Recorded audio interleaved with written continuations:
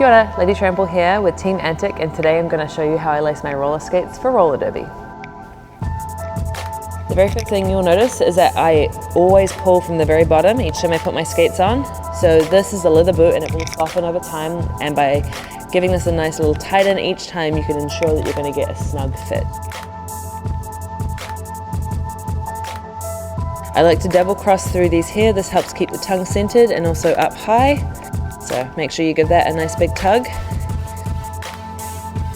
From here, the first thing I'm going to do is come in from the top as opposed to underneath and tighten. It's going to give me a nice snug pull on either side. Then I'm going to come in and out.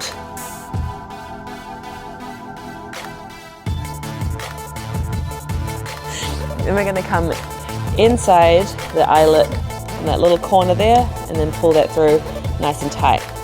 This crisscross section here is going to give us a nice snug pull in to make sure our heel stays locked.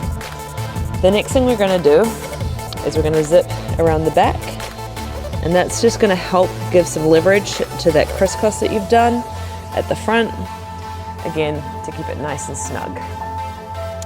From here out to in and across. I'm going to leave that to hang, and then out to in and across.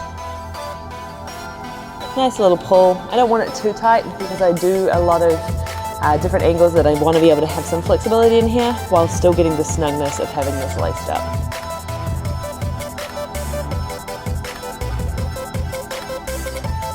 Normally about 5 minutes into training, I'm going to go and retighten this, as this initial area will start to loosen up with just any areas that I didn't have full tension. So about 5 minutes in, I come in and I just adjust this section here to make sure I have it feeling how I need it to on the day. And depending on the socks that I'm wearing, or maybe the temperature of the room that I'm in, it might cause any kinds of swelling or differences in fit. So this way I get a nice custom snug fit each time I roll.